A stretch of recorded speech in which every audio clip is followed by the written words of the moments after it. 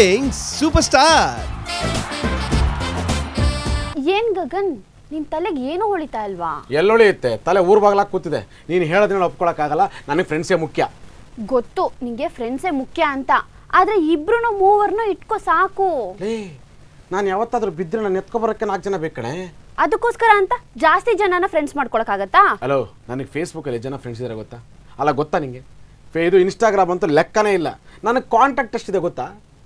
ಪ್ರಯೋಜನ ಏನು? ಆಪತ್ಗಾದವನೇ ಗೆಳೆಯ, ಮಗ್ಳಿಗೆ ಸಿಕ್ಕವನೇ ಅಳಿಯ. ಏನೀಗ ನನ್ನ ಫ್ರೆಂಡ್ಸ್ ಎಷ್ಟು ಹೆಲ್ಪ್ ಮಾಡ್ತಾರೆ ಗೊತ್ತಾ? ಫ್ರೆಂಡ್ಸ್ ಅಂತ ಫ್ರೆಂಡ್ಸ್ ಜೊತೆ ಸೇರಿ ಕೆಟ್ಟ ಕೆರ ಹಿಡ್ದವ್ರು ಲಿಸ್ಟ್ ಕೊಡ್ಲಾ ನಿನ್ಗೆ? ಅವಾಗ ಒಂದು ಮಿಸ್ಫೈರ್ ಆಗುತ್ತಮ್ಮ. ಈಗ ಮನೇಲಿ ಸಿಲಿಂಡರ್ ಇರುತ್ತೆ, ಅವಾಗ ಬ್ಲಾಸ್ಟ್ ಆಗ್ಬಿಡಲ್ವಾ? ನನ್ನ ಫ್ರೆಂಡ್ ಕೋಮಲ ಅಂತ ಇದ್ಲಾ, ಅವಳು ಒಂದು ಬಾಯ್ ಫ್ರೆಂಡ್ನ ನಂಬ್ಕೊಂಡಿದ್ಲು. ಅವನು ಬಾ ನಿನ್ಗೆ ದೇವಸ್ಥಾನ ತೋರಿಸ್ತೀನಿ ಅಂದ. ನಂಬುದ್ಲು. ಇವಳು ಹೋದ್ಲಾ, ಯಾವುದೋ ರೆಸಾರ್ಟ್ ಕರ್ಕೊಂಡು ಹೋಗಿ ದೇವಸ್ಥಾನ ಬಿಟ್ಟು ಬೇರೆದನ್ನೆಲ್ಲ ತೋರಿಸ್ಬಿಟ್ಟ. ಅಣ್ಣ ಮಿಸ್ಯೂಸ್ ಮಾಡ್ಕೊಂಡವನೇ. ಚೀಟಿಂಗು. ಅವಳಿಗೆ ಕೊಡ್ಬಾರದ್ ಕಾಟ ಕೊಟ್ಟು ಪ್ರೊಟೆಸ್ಟ್ ಮಾಡಿದಾಗ ಕೊಲೆ ಮಾಡ್ತೀನಿ ಅಂತ ಹೆದರಿಸ್ತಾ ಇದ್ದ. ಯಾವುದೊಂದು ಉಲ್ಟಾ ಕೇಸ್ ಆಗುತ್ತಪ್ಪ, ಹಂಗಂತ ಎಲ್ಲಾರನ್ನೂ ದೂರಕ್ಕಾಗತ್ತಾ? ಈ ಹುಡುಗ್ರೆ ಹಾಗೆ ರಣ ಹದ್ಗಳ ತರ ಕಾಯ್ತಾ ಕೂತಿರ್ತಾರೆ. ಜಿಂಕೆ ಮರಿಗಳು ಸಿಕ್ಬಿಟ್ರೆ ಹಾರಿಸ್ಕೊಂಡು ಹೋಗ್ಬಿಡ್ತಾರೆ, ಕಚ್ಚಿ ಕಡ್ದು ಎಸ್ತೇ ಬಿಡ್ತಾರೆ. Hello hello hello hello madam ಅವರೇ, ಜಗತ್ತಲ್ಲಿ ನನ್ನಂತ ಒಳ್ಳೆ ಹುಡುಗರು ಇರ್ತಾರೆ, ಹಂಗಂತ ಎಲ್ಲ ತಲೆಗೂ ಒಂದೇ ಮಂತ್ರ ಹಾಕ್ಬೇಡ. ತುಂಬಾ ಜನ ಫ್ರೆಂಡ್ಸ್ ಯಾಕೆ, ಒಂದಿಬ್ರನ್ನ ಇಟ್ಕೊಂಡ್ರೆ ಸಾಕಪ್ಪ. ಹಾಗಂತ ಒಬ್ಬೊಬ್ರು ಇಬ್ಬಿಬ್ರನ್ನ ಮಾಡ್ಕೊಳಕ್ಕಾಗಲ್ಲ ಕಣೆ. ಎಲ್ಲ ಫೀಲ್ಡಲ್ಲೂ ಬೇರೆ ಬೇರೆ ಪ್ರೊಫೆಷನ್ಸ್ ಇರುತ್ತೆ, ಒಂದೊಂದ್ರಲ್ಲಿ ಎಕ್ಸ್ಪರ್ಟ್ ಇರ್ತಾರೆ. ಅರ್ಥ ಆಯ್ತಾ? ಎಲ್ಲ ಫೀಲ್ಡಲ್ಲೂ ಕಾಂಟ್ಯಾಕ್ಟ್ ಬೇಕು ಅಂದರೆ ತುಂಬ ಜನ ಫ್ರೆಂಡ್ಸನ್ನ ಮಾಡ್ಕೋಬೇಕಾಗತ್ತೆ. ನಿನ್ಗೆ ಫ್ರೆಂಡ್ಸ್ ಜಾಸ್ತಿ ಆದಷ್ಟು ಕಷ್ಟಗಳು ಜಾಸ್ತಿ ಆಗುತ್ತೆ ಗೊತ್ತಾ? ಏನಂಥ ಕಷ್ಟಗಳು ಜಾಸ್ತಿ ಆಗುತ್ತೆ? ಸಾಲ ಕೇಳ್ತಾರಾ, ವಾಪಸ್ ಕೊಡಲ್ಲ. ಬೈಕ್ ಕೇಳ್ತಾರೆ, ಪೆಟ್ರೋಲ್ ಖಾಲಿ ಮಾಡ್ಕೊಡ್ತಾರೆ. ಬೈಕ್ ಓಡಿಸಿದ್ಮೇಲೆ ಪೆಟ್ರೋಲ್ ಖಾಲಿ ಆಗೇ ಆಗುತ್ತೆ. ನಿನ್ ಪರ್ಸನಲ್ ಡೀಟೇಲ್ಸ್ನು ತಿಳ್ಕೊತಾರೆ, ಆಮೇಲೆ ನಿನ್ಗೆ ಮೋಸ ಮಾಡ್ತಾರೆ. ಈ ಮೋಸ ವಂಚನೆ ಇದ್ದಿದ್ದೆ, ಹಂಗಂತ ಎಲ್ಲ ಫ್ರೆಂಡ್ಸ್ನ ದೂರ ಮಾಡ್ಕೊಳಕ್ಕಾಗತ್ತಾ? ಮೊನ್ನೆ ಔಷಧಿ ಕುಡಿದ್ಬಿಟ್ಟು ಒಂದಷ್ಟು ಜನ ಮಕ್ಕಳು ಸತ್ತೋದ್ರು ಅಂತಾರೆ, ಹಂಗಂತ ಮಕ್ಕಳು ಮಾಡ್ಕೊಳ್ಳೋದನ್ನೇ ಬಿಟ್ಬಿಡ್ತಾರ? ನನಗಂತೂ ನೀನೊಬ್ಬ ಫ್ರೆಂಡು, ಇನ್ನೊಬ್ಬ ವೆಂಕಟ್ ಅಂತ ಇದ್ದಾನೆ, ನೀವಿಬ್ರೇ ಸಾಕಪ್ಪ. ಅಬ್ಬಾ, ನಾನು ಅಷ್ಟೊಂದು ಒಳ್ಳೆಯವನಾ? ನೀನೊಂಥರ ಸಾಧು, ಹಸುವಿನಂತ ಮನ್ಸು, ಆದ್ರೆ ನಾಲ್ಗೆ ಉದ್ದ. ಅವಾಗ ಉದ್ದ ಇರ್ಬೇಕಾಗತ್ತೆ, ಏನ್ ಮಾಡೋಕ್ಕಾಗಲ್ಲ. ನಿನ್ಗೆ ಕೊಂಬು ಇಲ್ಲ, ಕೆಚ್ಚಲು ಇಲ್ಲ. ಏನ್ ಮಾತು ಅಂತ ಆಡ್ತಿದ್ಯಾ? ಏನ್ ಕೆಚ್ಚಲಿದ್ರೆ ಕರೆದು ಬಿಡ್ತಿದ್ದ? ಚಿ, ಸುಮ್ನೆ ಇರೋ.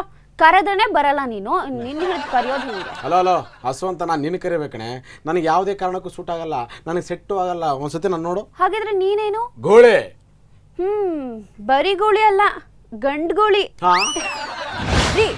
ನಿನ್ನೆ ಖರ್ಚಿಗೆ 800 ರೂಪಾಯಿ ಅಂತ ತಗೊಂಡಿದ್ರಿ. ಹೆಂಡತಿ ಹತ್ರ ದುಡ್ಡು ತಗೊಂಡ್ರೆ ಇದೊಂದು ಗೋಳು ಅಲ್ಲ. ನಾವು ಸಾವಿರಾರು ಮುತ್ತು ಕೊಟ್ಟಿರ್ತೀವಿ, ಅದಕ್ಕೆ ಲೆಕ್ಕ ಇರಲ್ಲ. ಇವ್ರು ಕೊಟ್ಟಿರೋ ಹಣಕ್ಕೆ ನಾವು ಲೆಕ್ಕ ಒಪ್ಪಿಸ್ಬೇಕು. ನಾನು ನಿಮ್ಗೆ ಕೇಳ್ತಾ ಇರೋದು 800 ರೂಪಾಯಿದು ಲೆಕ್ಕ ಕೊಡಿ ಅಂತ. ನಾನು ನಿನ್ನ ಗಂಡ ಕಣಮ್ಮ ದುರ್ಗಾ, ಮೊಬೈಲ್ ಕರೆನ್ಸಿಗೆ 500 ರೂಪಾಯಿ ಹಾಕ್ಸಿದೆ. ಮಿಕ್ಕಿದ್ದು 300 ರೂಪಾಯಿನ ಏನ್ ಮಾಡಿದ್ರಿ? ಏನ್ ಮಾಡಿದೆ ಅಂದ್ರೆ ನನ್ನ ಫ್ರೆಂಡ್ಸ್ ಜೊತೆ ಹೋಟೆಲ್ಗೆ ಹೋಗಿದ್ದೆ, ಅಲ್ಲಿ ಬಿಲ್ ಕೊಟ್ಟೆ, 100 ರೂಪಾಯಿ ಖರ್ಚಾಯ್ತು. ಅಯ್ಯೋ ಅಯ್ಯೋ ಅಯ್ಯೋ, ಹಿಂದಿ ಹತ್ರನೇ ಸುಳ್ಳ? ನೀವು ಬಿಲ್ ಕೊಟ್ಟಿದ್ದ? ಹ್ಞೂ ಕಣಮ್ಮ, ಪ್ರಾಮಿಸ್, ನಾನೇ ಬಿಲ್ ಕೊಟ್ಟಿದ್ದು. ಬೇಕಾದ್ರೆ ನನ್ನ ಫ್ರೆಂಡ್ ಸುರೇಶನ್ ಕೇಳು, ಅವನೇನೋ ಕೊಡ್ಲಿಲ್ಲ. ಅವನು ಇನ್ನೊಂದ್ಸಲ ಕೊಡ್ತಾನೆ, ಒಬ್ಬೊಬ್ಬರು ಒಂದೊಂದ್ಸಲ. ಇದು ಟರ್ನ್ ಬೈ ಟರ್ನ್. ನಿಮ್ ಟರ್ಮ್ ಅಂದಾಗ ನೀವು ಹೋಗಕ್ಕೆ ಹೋಗ್ಬೇಡಿ. ಆಯ್ತಮ್ಮ, ನೀನು ಹೇಳ್ದಂಗೆ ಆಗ್ಲಿ, ನಾನು ಹೋಗಲ್ಲ. ಇವಾಗ ಹೇಳಿ, ಮಿಕ್ಕಿದ 200 ರೂಪಾಯಿನ ಏನ್ ಮಾಡಿದ್ರಿ? 200 ರೂಪಾಯಿ ಅಲ್ಲ, ಪ್ರತಿ ಒಂದಕ್ಕೂ ನಿನಗೆ ಲೆಕ್ಕ ಕೊಡ್ಬೇಕಾ? ಹೌದು, ನಾನು ನಿಮ್ ಹೆಂಡತಿ, ನಾನು ಕೊಟ್ಟಿದ್ದೀನಿ ಅಂದ್ಮೇಲೆ ನಂಗೆ ಲೆಕ್ಕ ಕೊಡ್ಬೇಕು ನೀವು. ನೀನು ಕೊಟ್ಟಿರ್ಬೋದು, ಆದ್ರೆ ನಿನಗೆ ಕೊಟ್ಟಿದ್ದು ನಾನು. ನನ್ನ ಸಂಬಳದಲ್ಲಿ ಪೂರ್ತಿ ದುಡ್ಡನ್ನ ನಿನ್ನ ಕೈ ಕೊಟ್ಟೆ, ನೀನು ಖರ್ಚಿಗೆ ಅಂತ 800 ರೂಪಾಯಿ ನನಗೆ ಕೊಟ್ಟೆ, ಅಷ್ಟೇ. ಸಾಕು ಸಾಕು ಸಾಕು. ನಮ್ಮಮ್ಮ ಹೇಳಿದ್ದಾರೆ, ಗಂಡು ಮಕ್ಕಳು ದುಂದು ವೆಚ್ಚ ಮಾಡ್ತಾರೆ, ಅವರಿಗೆ ದುಡ್ಡಿನ ವ್ಯಾಲ್ಯೂ ಗೊತ್ತಿಲ್ಲ, ಅದಕ್ಕೆ ಗಂಡು ಮಕ್ಕಳದು ಕ್ರೆಡಿಟು ಡೆಬಿಟು ಇವುಗಳನ್ನೆಲ್ಲ ಹೆಂಡ್ತೀರೆ ಅಡಿಕ್ಟ್ ಮಾಡ್ಕೋಬೇಕು ಅಂತ. ಓಹೋ, ಇದು ನಮ್ಮ ಅತ್ತೆ ಫಿಟ್ಟಿಂಗಾ? ಅಲ್ಲ ಕಣೋ, ದುಡಿಯೋರಿಗೆ ದುಡ್ಡಿನ ಬೆಲೆ ಗೊತ್ತಿರಲ್ವೇನೋ?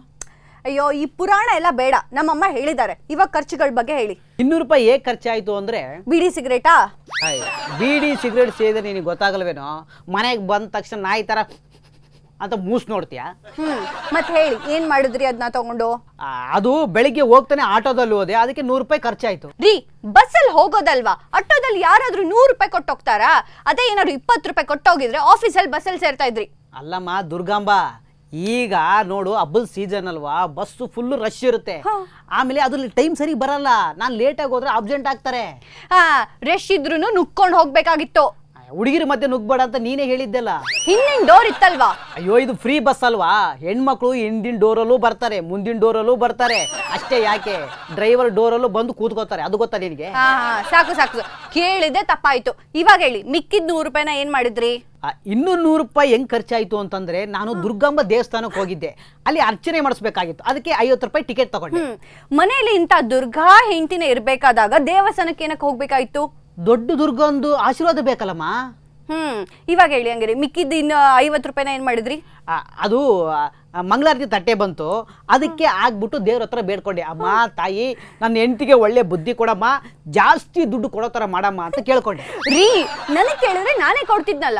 ಆದ್ರೆ ಇನ್ನಷ್ಟು ಕಂಜೂಸ್ ಅಲ್ಲ ಆಕೆ. ಯಾರು? ದುರ್ಗಾಂಬ. ನಾನು ನೆಟ್ಟಲ್ಲೆಲ್ಲ ಸರ್ಚ್ ಮಾಡಿದೆ, ಎಂತೆಂಥ ಟೂರ್ ಪ್ಯಾಕೇಜಸ್ಗಳಿವೆ ಗೊತ್ತಾ? ಟ್ರಾವೆಲ್ಸ್ ಕಂಪ್ನಿಯವರು ಅರೇಂಜ್ ಮಾಡೋ ಟ್ರಿಪ್ಗಳು ಎಷ್ಟು ಚೆನ್ನಾಗಿರುತ್ತೆ ಗೊತ್ತಾ? ಟ್ರಾವೆಲ್ಸ್ ಅವ್ರು ಕರ್ಕೊಂಡು ಹೋಗ್ತಾರೆ. ಈ ಕುರಿಗಳ ಥರ ಗೈಡಿಂದ ನಾವು ಹೋಗ್ಬೇಕಾಗತ್ತೆ. ಅಲ್ಲಿ ನೋಡೋ ಅಂತಾರೆ, ಇಲ್ಲಿ ನೋಡೋ ಅಂತಾರೆ, ಸಾಕು ಬನ್ನಿ ಅಂತಾರೆ, ಊಟ ಮಾಡೋ ಅಂತಾರೆ. ಅದೊಂದು ಟೂರು. ಗ್ರೂಪಲ್ಲಿ 40 ಜನ ಇರ್ತಾರೆ, ಎಲ್ಲರೂ ಒಟ್ಟಿಗಿರುವಾಗ ಶಿಸ್ತಿಂದ ಇರ್ಬೇಕು ತಾನೆ? ನೋಡಮ್ಮ, ಟೂರ್ ಅಂದರೆ ಕಸ್ಟಮೈಸ್ ಥರ ಇರಬೇಕು. ನಾವೆಲ್ಲಂದ್ರೆ ಎಂಜಾಯ್ ಮಾಡ್ಕೊಂಡು ಆರಾಮಾಗಿ ಬರ್ಬೋದು. ನಮಗೆ ಸಪ್ರೇಟಾಗಿ ಕಾರು ಕೊಡ್ತಾರೆ. 10 ದಿನಕ್ಕೆ 10,000ದಲ್ಲಿ ಸೌತ್ ಇಂಡಿಯಾ ಟೆಂಪಲ್ಸ್ ಟೂರ್ ಮಾಡ್ತಾರೆ. ಬೇರೆ ಬೇರೆ ದೇವಸ್ಥಾನಗಳು, ಹಳೆ ಕಾಲದ ಗೋಪುರಗಳು, ಹಳೆ ಶಿಲ್ಪ ಕಲೆಗಳು ಎಲ್ಲಾನು ನೋಡ್ಬೋದಲ್ಲ. ನೋಡಮ್ಮ, ಇಷ್ಟು ಚಿಕ್ಕ ವಯಸ್ಸಿಗೆ ಅದೆಲ್ಲ ಬೇಡ. ಲೈಫ್ ಎಂಜಾಯ್ ಮಾಡೋ ಹದಿಹರೆಯದ ವಯಸ್ಸು ನಮ್ಮದು. ಬೇಕಾದಾಗ ದೇವ್ರೇ ನಮ್ಮನ್ನ ಕರ್ಸ್ಕೊತಾನೆ ಅಂತಾರೆ. ಅದನ್ನೆಲ್ಲ ನಂಬೇಡ ಕಣೆ. ಟ್ರಿಪ್ಪು ಅಂದರೆ ಗೋವಾ ಹೋಗಬೇಕು. ಗೋವಾ ಬೀಚಲ್ಲಿ ಸಖತ್ತಾಗಿರುತ್ತೆ ಗೊತ್ತಾ? ಅದು ಸಮುದ್ರದಲ್ಲಿ ಆಡೋದು ಎಷ್ಟು ಚೆನ್ನಾಗಿರುತ್ತೆ ಗೊತ್ತೇನೆ. ಅದು ಸ್ಪೋರ್ಟ್ಸು, ವಾಟರ್ ಸ್ಪೋರ್ಟ್ಸು, ಥ್ರಿಲ್ಲಿಂಗ್ ಇರುತ್ತೆ. ಗೋವಾದಲ್ಲಿ ಕೆಸಿನೋ ಆಟ ಇರುತ್ತೆ, ಜೂಜಾಡೋದೇನು, ದುಡ್ಡು ಕಳ್ಕೊಳ್ಳೋದೇನು, ಧರ್ಮರಾಯನ್ ತರ ಕಾಡ್ಗೆ ಹೋಗೋದೇನು, ಅದ್ರಲ್ಲೂ ಒಂದು ಥ್ರಿಲ್ ಇರುತ್ತೆ. ನೋಡ್ರವಿ, ಸುಮ್ಮನೆ ಗೋವಾ ಗೀವಾ ಅಂತೆಲ್ಲ ಅಲ್ದಾಡ್ಕೊಂಡಿದ್ರೆ ದೇವ್ರು ಒಳ್ಳೇದ್ ಮಾಡಲ್ಲ. ಓಹೋ, ನಿನ್ ದೇವಸ್ಥಾನ ಸುತ್ತ ಆಗ್ಬಿಟ್ರೆ ದೇವ್ರು ನಿಂಗೆ ಒಳ್ಳೇದು ಮಾಡ್ಬಿಡ್ತಾನ? ಮನ್ಸಗ್ ನೆಮ್ಮದಿ ಅಂತೂ ಸಿಗುತ್ತಲ್ಲ. ನಾನು ಹೇಳ್ತಾ ಇರೋದು ಟೂರು ಅಂದರೆ ಎಂಜಾಯ್ ಮಾಡ್ಕೊಂಬರೋದು. ಕೈ ಮುಗಿಬೇಕು ಅಂದ್ರೆ ಮನೇಲಿ ಫೋಟೋಗೆ ಕೈ ಮುಗಿಬೋದಲ್ಲ. ಹಾಗಾದ್ರೆ ಟೆಂಪಲ್ಸ್ಗೆ ಹೋಗೋದೇ ಬೇಡ್ವಾ? ಹೋಗು, ವರ್ಷಕ್ಕೊಂದ್ಸಲ ಹೋಗು. ಅದು ಬಿಟ್ಬಿಟ್ಟು 10 ದಿನ ಬರೀ ಟೆಂಪಲ್ ಸುತ್ಕೊಂಡಿರ್ತೀನಿ ಅಂದರೆ ದೇವರುಗಳು ಆಶೀರ್ವಾದ ಮಾಡೋದ್ರಲ್ಲಿ ಕನ್ಫ್ಯೂಸ್ ಆಗ್ಬಿಡ್ತಾರೆ ಕಣೆ. ಯಾಕಾಗೆ ಅಂದರೆ ದೇವರುಗಳಲ್ಲಿ ಒಂದು ದೇವ್ರಿಗೂ ಇನ್ನೊಂದು ದೇವ್ರು ಕಂಡ್ರೆ ಆಗಲ್ಲ, ಅಲ್ಲೂ ಪಾಲಿಟಿಕ್ಸ್ ಇದೆ. ಎಲ್ಲ ದೇವ್ರುಗಳಿಗೂ ಹೋಲ್ಸೇಲ್ ನಮಸ್ಕಾರ ಹಾಕಿದ್ರಾಯ್ತು ಬಿಡು. ನಿನ್ನ ಅಮ್ಮಕ್ಕೆ ಹೋಗು. ಈಗ ಮಿನಿಸ್ಟ್ರಿಗೂ ಮತ್ತು ಮಿನಿಸ್ಟರ್ ಡ್ರೈವರ್ಗೂ ಒಂದೇ ಸಲ ಕೂರಿಸ್ಬಿಟ್ಟು ಸನ್ಮಾನ ಮಾಡಿದ್ರೆ ಚೆನ್ನಾಗಿರಲ್ಲ ತಾನೆ? ಹಾಗೆ ನಾವು ಮನಸ್ಸಲ್ಲಿ ಒಂದು ದೇವ್ರನ್ನ ಇಟ್ಕೊಂಡಿರ್ಬೇಕು, ಆ ಮನಸ್ಸಲ್ಲಿರೋ ದೇವ್ರನ್ನೇ ಪೂಜೆ ಮಾಡಬೇಕು. ಅಂದರೆ ಈಗ ಮನೆ ದೇವರು, ಕುಲದೇವರು ಅಂತಾರಲ್ಲ, ಹಂಗೆ. ನಿನಗೆ ದೇವಾಲಯ ಟೂರ್ ಬೇಡ. ಟೂರ್ ಹೋದರೆ ಗೋವಾ ಹೋಗ್ಬೇಕು ಕಣೆ.